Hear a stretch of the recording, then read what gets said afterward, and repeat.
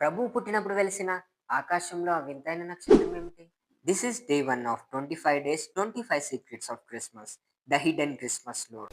ప్రవక్త అయిన బిలాము క్రీస్తు పుట్టడానికి శతాబ్దాల ముందే ప్రవచించిన ప్రవచనం నెరవేరినట్లు ఈ నక్షత్రం ఉదయించింది. అయితే కొన్ని శతాబ్దాలుగా ఖగోళ శాస్త్రవేత్తలు ఇదే స్టార్ ఆఫ్ బెత్లెహేమ్ అయి ఉండవచ్చని ఎన్నో సైంటిఫిక్ థియరీస్ ని ప్రపోజ్ చేశారు. దాంట్లో మొదటిది Johannes Kepler, German astrologist and scientist. 7th బీసీలో జరిగిన ద గ్రేట్ కన్జంక్షన్ అంటే ప్లానెట్ సాటర్న్, జూపిటర్, ఎర్త్కి ఒకే కక్షలో వచ్చినప్పుడు అది ప్రకాశవంతంగా భూమి నుంచి కనిపిస్తుంది. అది ఒక నక్షత్రంలా కనిపించొచ్చని ఈయన ప్రూవ్ చేశాడు. ఈ నక్షత్రమే జ్ఞానులకి యేసు వద్దకు దారి చూపించిందని ఈయన థియరీ ప్రపోజ్ చేశారు. Second theory the comet. Comet అంటే తోకచుక్క.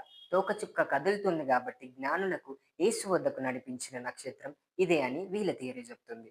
దాదాపు 5th బీసీలో చైనీస్ రికార్డుల ప్రకారం గురూమ్ స్టార్ అనే దాన్ని రికార్డ్ చేశారు. సో ఇదే స్టార్ ఆఫ్ బెత్లెహేమ్ అని వీళ్ళు వాదిస్తున్నారు. Third theory nova or supernova.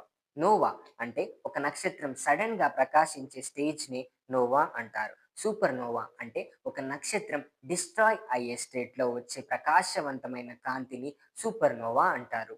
Noah or super నోవాని జ్ఞానులకు దారి చూపిండొచ్చు ఇదే స్టార్ ఆఫ్ బెత్లెహేమ్ అని కొందరు ప్రతిపాదిస్తారు. ఏది ఏమైనప్పటికీ ఈ థియరీస్ లో ఒక్కటైనను 100% కరెక్ట్ అండ్ మోడర్న్ సైన్స్ దేవుడు చేసిన సూపర్ న్యాచురల్ థింగ్ ని ప్రూవ్ చేయలేకపోయింది.